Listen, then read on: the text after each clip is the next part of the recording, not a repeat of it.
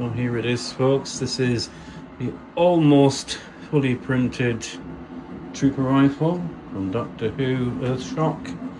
I need to cut down this perspex to fit so that this part here, this part can fit here, which it does. Fits lovely in there.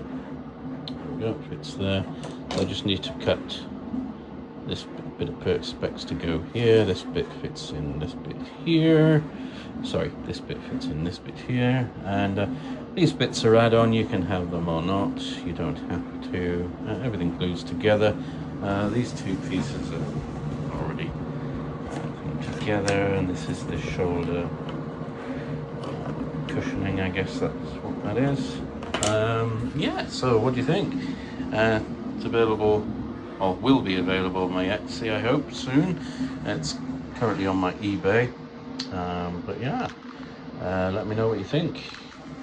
Like, subscribe, share, the works.